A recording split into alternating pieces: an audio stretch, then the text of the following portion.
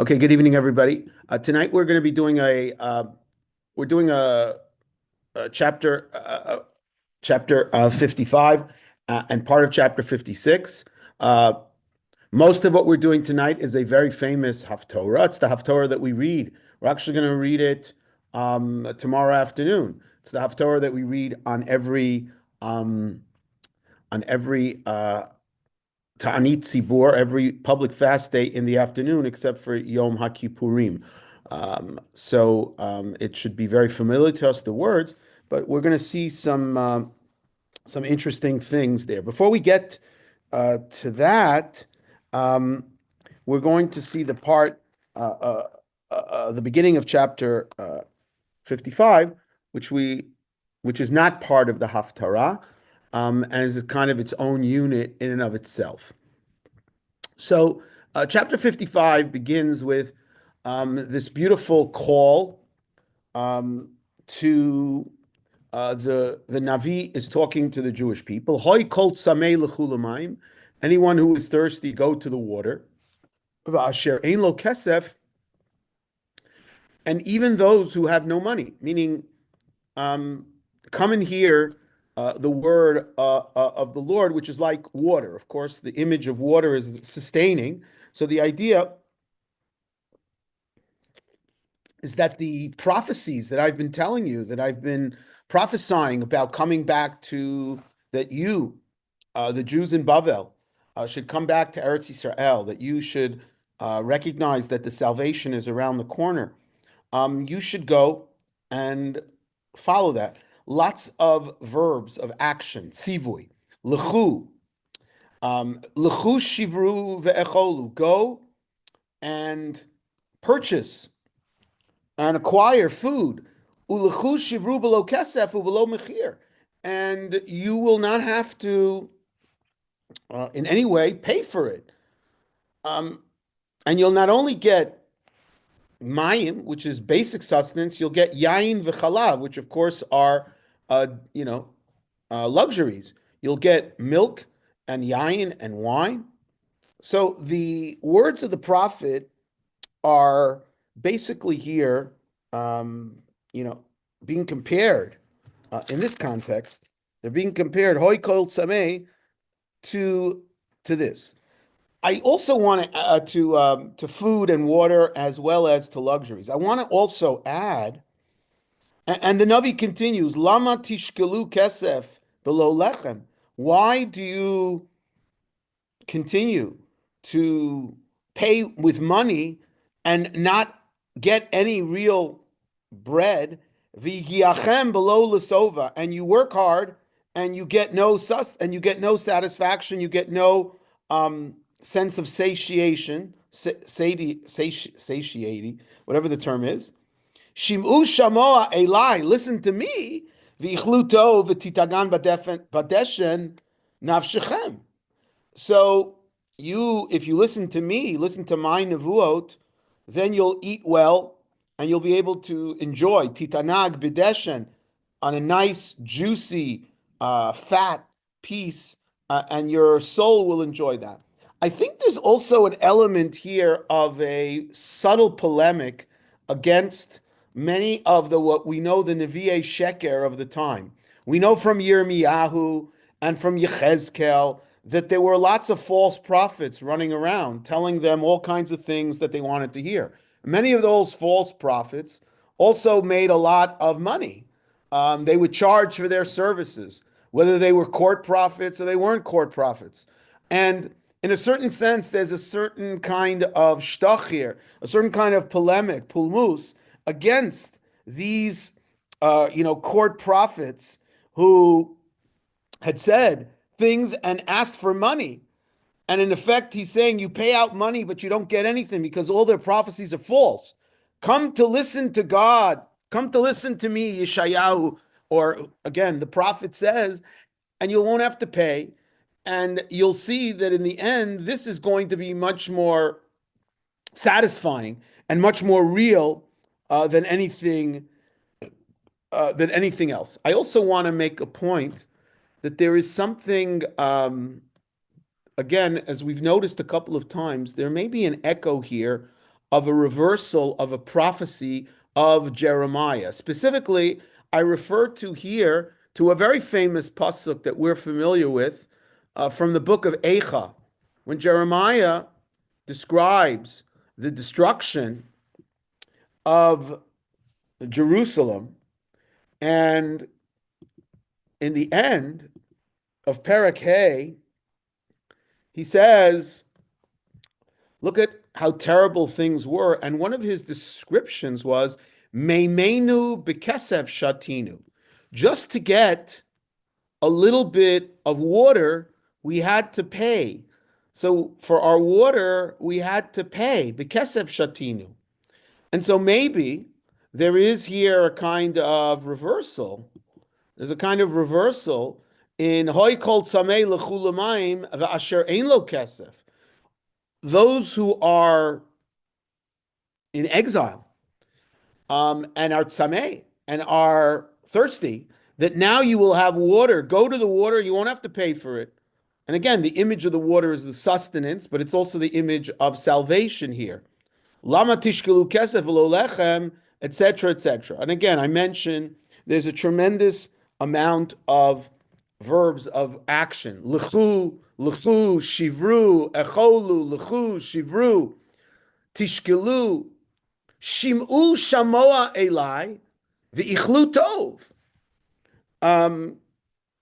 Go and listen, and you will eat well, which of course, on a certain level, also reminds us of the great promise that we have, of course, in the book of Devarim, which we say every day in the second paragraph of the Shema, which we know as the V'haya im shamoa tishmol mitzvotai, if you listen to my commandments.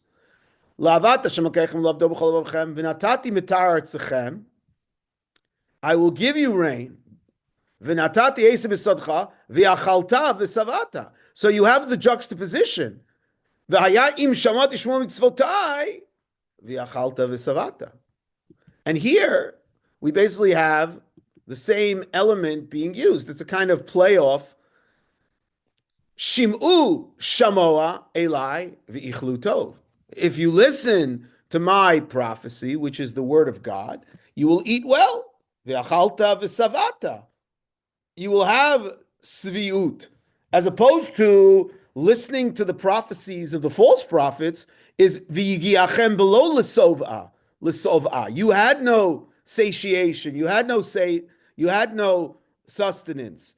There was no achalta v'savata. Okay. He now continues and adds another element, which is, so to speak, a new element and an expansion. He moves away from the mashal to the nimshal directly. Hatu oznechem, again, another verb of action. Shivru, shim'u, lechu, a lot of activity. Hatu, listen, lend your ear, ulechu elai, and come to me. So the mayim turns out to be come to God, lechu elai, or come to the prophet. Shim'u utechinav shechem. Your soul will live. You will live. Ve'echrita lachem brit olam chazdei David hane'emanim. So this is a tremendous move. Up until this point in history, God had promised a kind of eternal covenant to David. And here, that David's reign would be forever and that he would restore him, etc., etc. But here, there's an expansion from the Davidic dynasty to Am Yisrael as a whole. Ve'echrita lachem brit olam chazdei David hane'emanim. I will make for you a brit olam, an eternal covenant, and I will show to you, it's as if it says, Ve'echrita lachem chazdei David hane'emanim. the steadfast chasadim that I promised to David will come to you. Now, again, this already makes perfect sense, because once Am Yisrael, in the prophecies that we've seen up until this point, where Am Yisrael has been called in chapter 41 and chapter 43, right? If we look back in these chapters, right? Just to give you again, in chapter 41, Am Yisrael was called Ve'ata Yisrael Avdi, Yaakov Asher Bicharticha, the one who I chose. Avdi Ata Bicharticha. And this showed up again and again and again. This idea of the Am Yisrael as the chosen one, as the servant of God. Let me see if we can find some other examples. But again, you have it here explicitly. Atem Avdi Asher Bacharti, the one that I chose. This idea of Am Yisrael as the Eved that God chose. So now, this move of David to all of Israel is really playing off, it's riffing off of a Tehillim, which I've already mentioned, but I want to mention again. In Tehillim Peitet,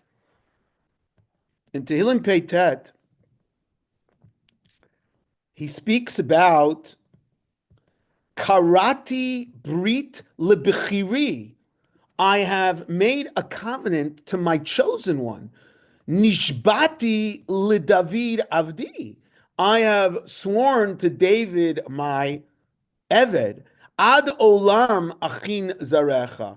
And I will sustain and establish your lineage, your house forever. So you notice here in this context, David is the one who is called Bechiri and Avdi. And so once Am Yisrael as a whole is called Bechiri and Avdi, once Am Yisrael as a whole is called God's chosen one, so it makes perfect sense that there's this kind of theology that what God had promised, which was a Brit, Olam, and Chesed, those three terms, an eternal covenant and Chesed, which had been promised to David, is now expanded, so to speak, and promised to all of Am Yisrael as a whole. And so when we read here, it makes perfect sense. Echrita lachem brit olam chazdei David hane'emanim.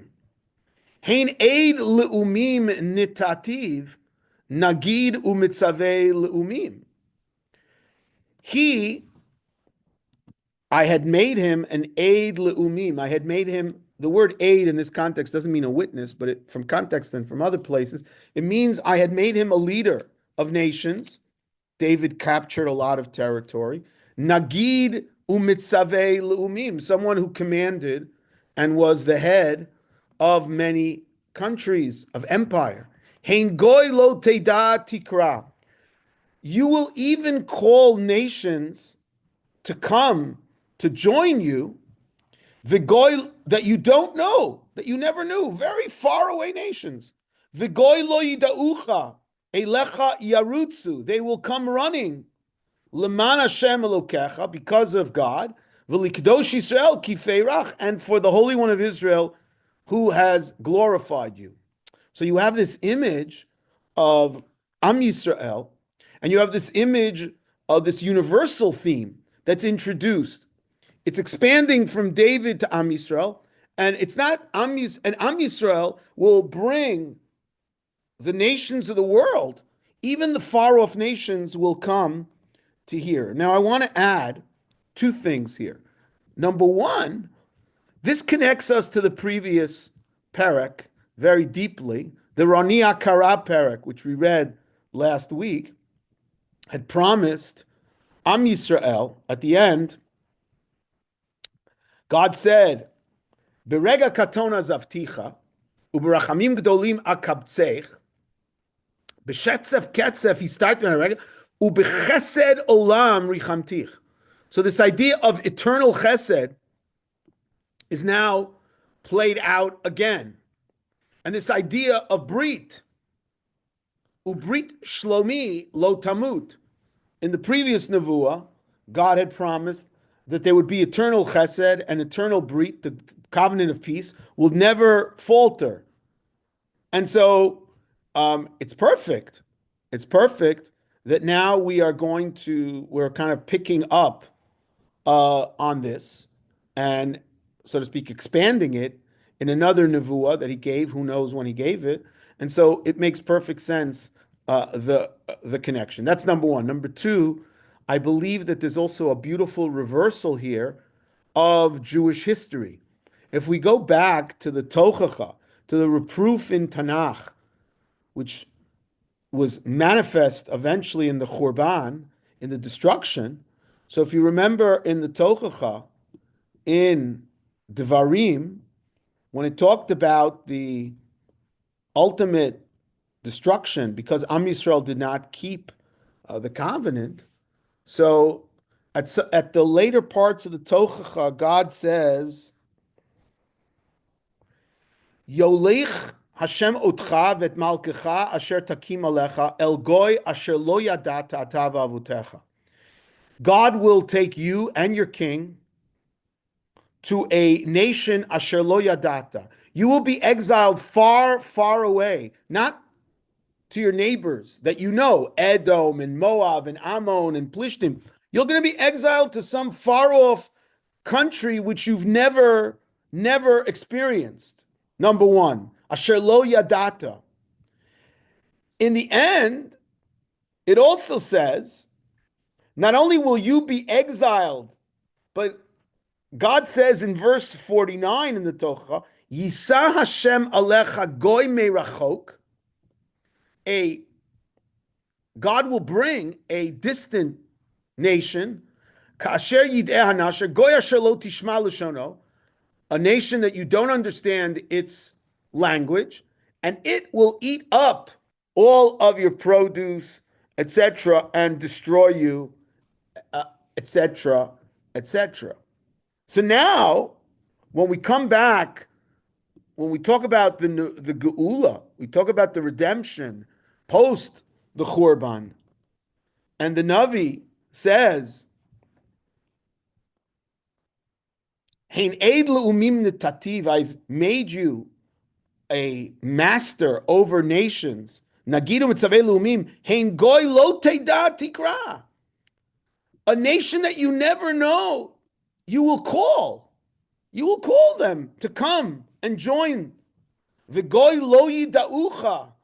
And a nation that you never knew, Eilecha yarutzu, they'll come running.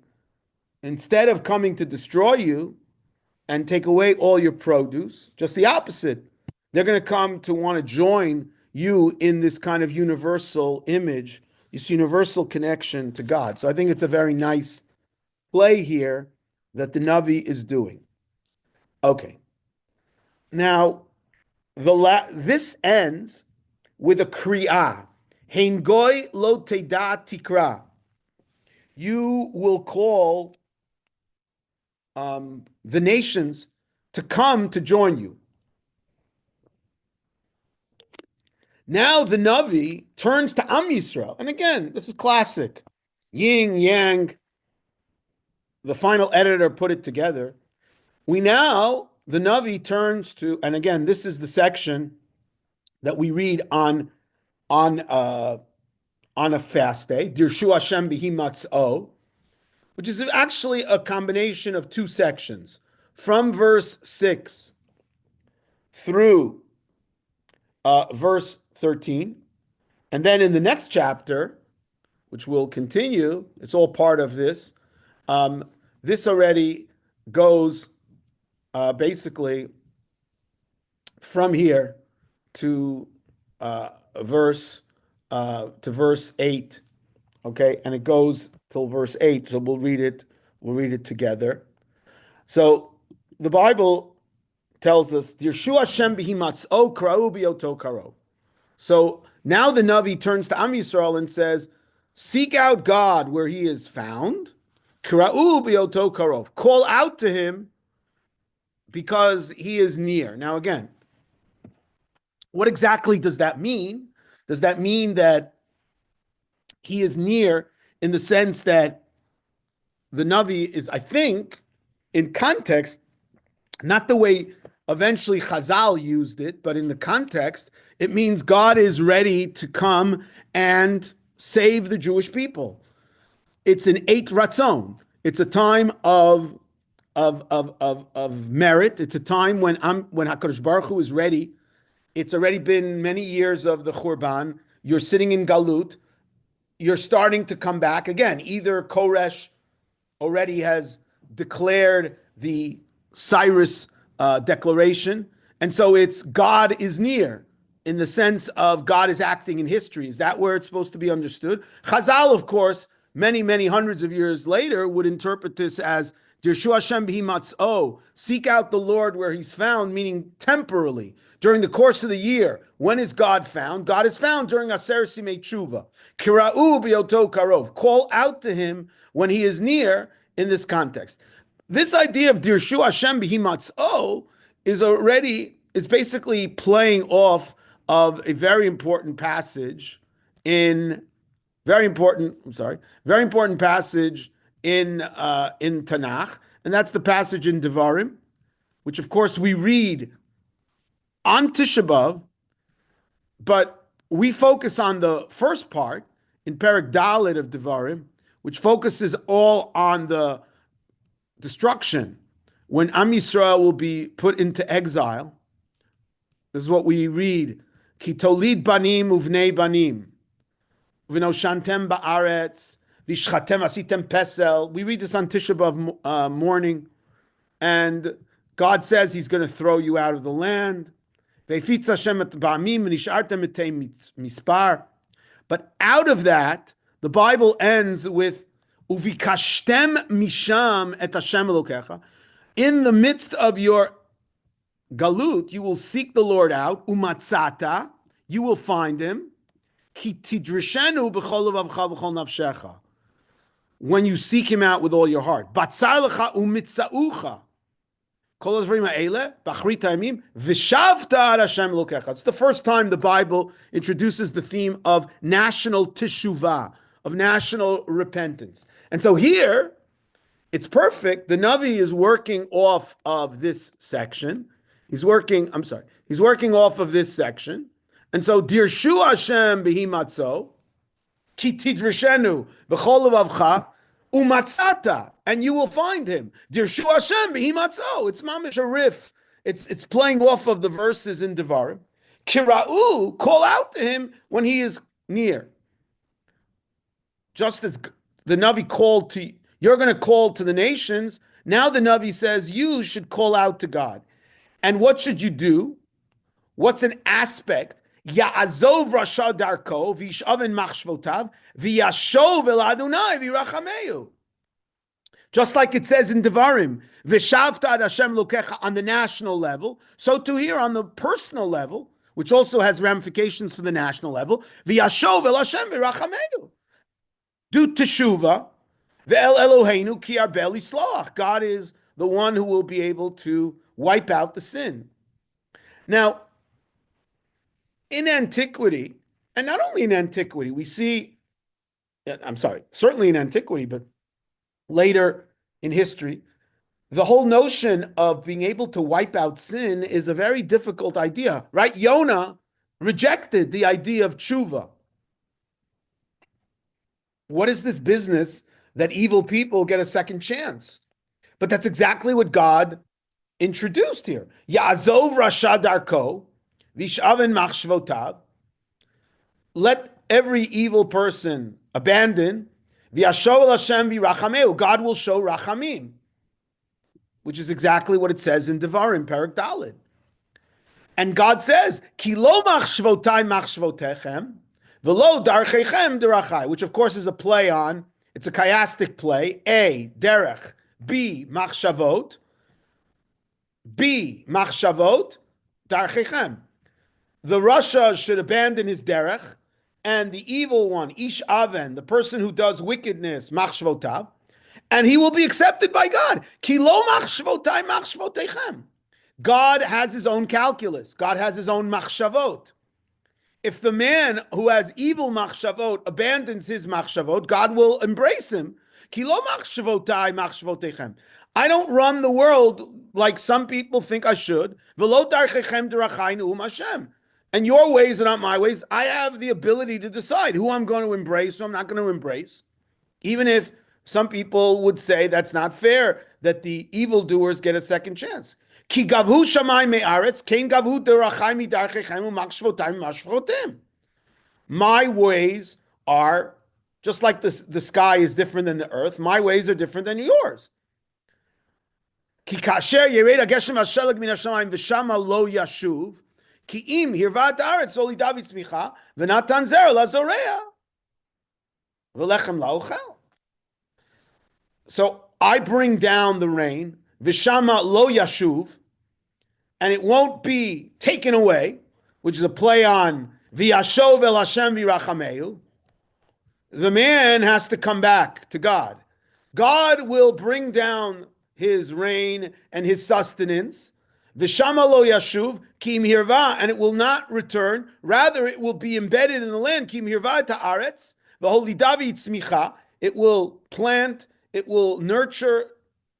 V'natan zera lazoreah v'lechem laochel, which of course connects us back to the beginning of Yishayahu, Perek Nun Hey, Hol koy tzamei l'chlu mayim, l'chu shivru ve'echolu. And here God too says that my sustenance will bring forth, it will be marveh ta'aretz, it will enrich the soil, and it will bring forth blossoming. V'natan zera lazoreah, v'lechem laochel. Kain yedvari asher yitzeh mipi lo yashuv elai rekam. What I say will not come back empty-handed. Ki masa et asher chafatzti v'tzliach asher shlachti. What I say will happen. That if the human being does teshuvah, then they'll be rewarded. And specifically in the context of the contemporary scene, it means that Am Yisrael will be able to return to Eretz Yisrael, that they'll be able to be in the land, and they'll be restored to the land. Ki v'simcha teitzeyu, you will leave your exile in simcha, u'b'shalom tuvalun, you'll come and be accompanied with peace. He'harim v'agvot yitzachu lifnechem rina, v'cholatzei asleim chauchaf. And there'll be a total transformation. Tachat ha'na'atzutz ya'aleh v'rosh. Instead of the na'atzutz, which is a, whatever it is, it's a prickly, whatchamacallit, a prickly flower. There'll be the brosh. V'tachat ha'sirpad ya'aleh hadas. The hadasim. Instead of the sirpad, which is also not a very pleasant flower, Vayal Adonai l'shem, and this will be a name for God. It will, publicize. La'ot olam lo yikareit. It'll be a symbol. God will restore the land of Israel, and instead of kots v'dardar, instead of it being full of thorns and thistles, it will be restored. The Jewish people will be restored. So nature will be restored. Am Yisrael will be restored. Lo yashuv elai rekam. What I throw out should happen in history will not emerge empty-handed. And again, we connect the beginning and the end. In the beginning, Am Yisrael is promised that God will make echrita lachem brit olam. God will make an eternal covenant, and it ends off here. Vayashem l'shem la'ot olam lo yikaret, will not be cut off. It will be an eternal sign for the eternal covenant. We now come to the second part of this beautiful nevuah. We come to the second part of this nevuah, and here the Navi gets into even to the more, um, if if in the first part the Navi talked about abandoning um, the evil, the sur meirah, if we want to use that term, abandoning your evil ways. Now he talks about the more positive thing, and now he gets more concrete. Ko amar Hashem, shimru mishpat vasut tzedakah. Specifically, he's going to talk about two areas of Jewish law. Here, this is the what we would call the social justice aspect. Ko amar Hashem, shimru mishpat vasut tzedakah. So keep justice, make sure that people are treated fairly in the court systems. Vasut tzedakah, and do chesed, and do tzedakah. Ki krova yeshuati lavo v'tzidkati ligalot. If you do tzedakah, if you do righteousness and justice, God's redemption, tzidkati, will be, right? If you do tzedakah, if you show justice and righteousness to your fellow, then God will show you tzedakah. But tzedakah here in the context of being parallel to Yeshua. Ki krova Yeshuati lavo v'tzidkati ligalot.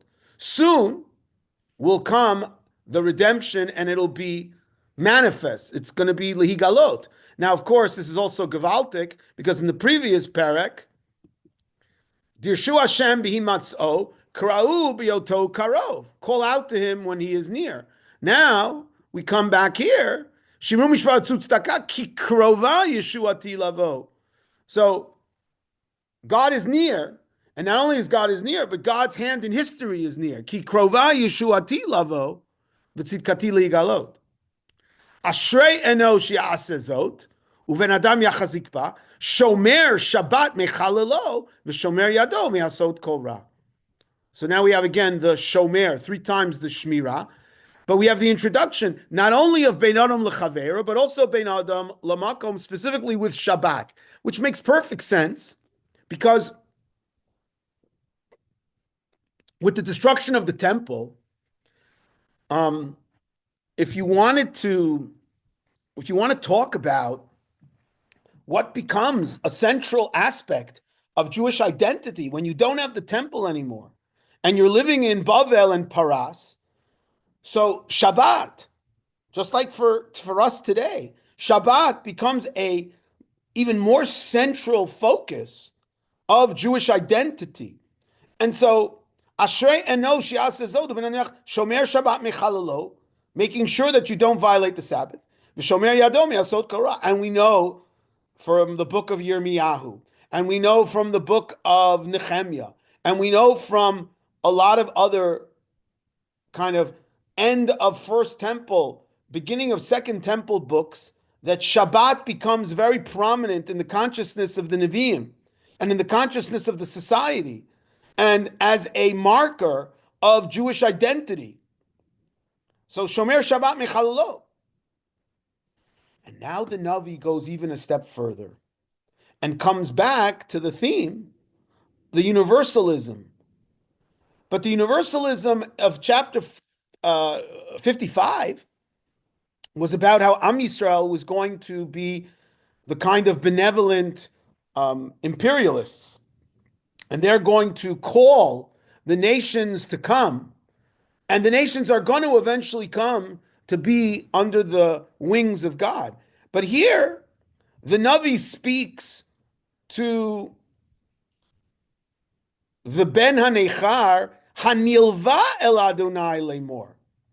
Clearly, we know, and we know that from the Megillah, for example, when the Jews went into exile, as much as they suffered in exile, there was also this phenomenon of some of the Gentiles that they encountered began to become part of their community. Now, either through intermarriage or simply engaging with Jews, there were people who became fellow travelers. And the Navi addresses that. Now, I want you to understand, this is something in the world of scholarship, they point out, and also some traditional scholars point out, that there's a tension that Yishayahu here is addressing because there are obviously, other voices during this period of time, or certainly a little bit later, like in the book of Ezra and Nehemiah and Yechezkel, that are very anti universalists. They don't want the people in Eretz Yisrael, the Shomronim, to come and help them rebuild Jerusalem. Ezra and Nehemiah tell them to get rid of all their foreign wives, and only the Zerah Kodesh, only the holy seed should be part of the Jewish community. There's a clear sense of a need to separate from the surrounding nations and from those who have kind of joined up to be part of the broad Jewish collective. Yishayahu here seems to have a different tone. Yishayahu seems to have a much more openness to the people who've joined, because he says, "Va'al Yomar ben Hanechar," the Gentile, the non-Jew, Hanilva el Adonai, who has come and joined together with, who's, so to speak, joined together with the Jewish people, who's Hanilvim, those who are kind of fellow travelers. Hanilva el Adonai, Havdel Yavdilani Adonai me'alamo, that God has chosen for me to be separated from his people, that I have no place in this reconstituted, redeemed people. Maybe in exile it was okay, but as the Jews are coming back to Eretz Yisrael, I have no place in this reconstituted people. Va'al Yomar Saris, and another outsider, the eunuch. We know from the Megillah that there were the Sarisim. Probably there were Jews who were castrated to become part of the, royal government in Persia. This was one of the things they did. So these outsiders should not say, Heinani Eitz Yavesh, I am a dead wood. Kicho amar Hashem lasarisim asher yishmor et shabtotai ubacharu asher chafatzti machzikim bebriti. First of all, God says to the Sarisim, who, if you keep the Sabbath and keep the commandments and show identification with Shabbat, v'natati lahem beveiti v'chomotai yad vashem, I will give you a place in the temple. You won't only have to serve, your existence won't end with the return to Eretz Yisrael. You will be able to work in the Beit HaMikdash. V'natati lahem beveiti u'bechomotai yad vashem, an eternal, a yad vashem, and a place to be able to be remembered. Tov mi banim u'banot, better than having children. Shem olam etein lo asher lo yikareit. They'll have an eternal place in the service of the Lord. U'bnei hanechar hanilvim el Adonai. And Michael Fishbane, in his commentary on the Haftorahs, the excellent commentaries and Haftorahs for JPS, points out that there may be a little play on words here, that you have this language of nilvim, which has an echo of Leviim, of service of God, those who worship and serve God. You have all this language here. Uvenei hanechar hanilvim al Adonai l'sharito, to serve him. Ulavad shem Adonai, liot lo la'avadim, kol shomer shabbat mechalo machzikim bevriti. All these people who keep the Sabbath and want to become part of the Jewish people, some commentaries suggest, or some modern scholars point out that this is really the kind of first place where we explicitly see a kind of shmirat mitzvot is part and parcel of becoming part of the Jewish collective explicitly. Meaning, in the book of Ruth, we don't see Ruth keeping mitzvot in the classical sense. She says, Amech ami velokai chalokai. So it sounds more like she's committed to the faith. But here, the Navi says, Kol shomer Shabbat mechalo machzikim bebriti, that those people, they will, who love God and want to be his servants and want to serve, Vaviotim el har kodshi v'simachtim beveit tfilati. I will bring them to my holy mountain, and I will make them happy and be part of the service.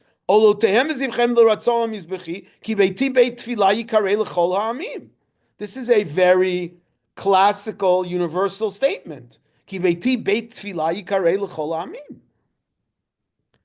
Ne'um Hashem Elokim mekabetz nitchei Yisrael.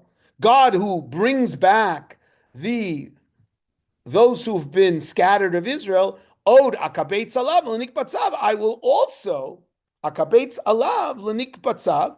I will gather on top of the gatherings. I will gather others, which is referring to the Nilvim al Hashem, the Bnei Hanechar, and they also are going to have a place at the table. So this is a very universal tone that Yishayahu is using. It's also very nice. He speaks of them coming up with joy, which plays off nicely with what we had in the previous parak, that HaKadosh Baruch Hu says that he will bring the Jewish people back. Ki v'simcha teitzeu uv'shalom tuvalun. Harim v'agvot yitzchunina v'chol atzei yimcha uchav. Here it was Am Yisrael that was going to be brought back. You're going to leave Bavel and come back b'shalom. And now it's not just Am Yisrael, but also the nations that cling to Am Yisrael and want to be part of Am Yisrael. They will also come back. V'simachtim beveit tfilati olotem zimchem l'ratzon al mizbechi ki veiti beit tfilah yikarei l'chol ha'amim. For all the nations, which of course is nice, will be called yikarei ki veiti beit tfilah yikarei l'chol ha'amim, after they have been called by Am Yisrael to come and join. So this is a very beautiful, beautiful nevuah, and of course, because it talks about teshuva, and it talks about both bein adam l'chaveiro and bein adam l'makom, shimru mishpat v'asu tzedakah, and shomer Shabbat michalo v'shomer yado mi'asot kol ra. It's a perfect nevuah for a ta'anit. It's a perfect nevuah for fasting, even though it doesn't talk about fasting, because again, the ultimate message of Chazal, as they make it clear in the Gemara, in Masechet Ta'anit, that fasting is very nice, but if you just fast and you don't, engage in any introspection and tshuva, it's not really worth too much. Okay, with this we close the study for this week. Next week, first of all, I want to wish everybody a Freilich and Purim. Again, please remember that the mitzvah, the most important mitzvah, as the Rambam says, is matanot le'evyonim and not mishloach manot. So cut down on mishloach manot and the seuda, and certainly this year when it's Friday, and give much more matanot le'evyonim. And as I always tell my community, there's certainly, as far as I know, I don't know, it never says in the Megillah that you have to have a theme for mishloach manot.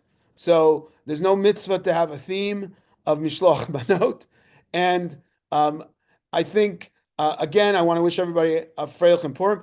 Next week, there is no class.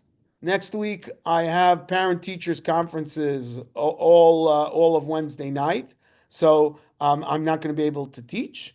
I'm going to be doing my other hat, my work, my main work. So next week, no class. I'll send Rabbi Kelman an email reminder. But again, please note, no class next week. And Shabbat Shalom to everybody.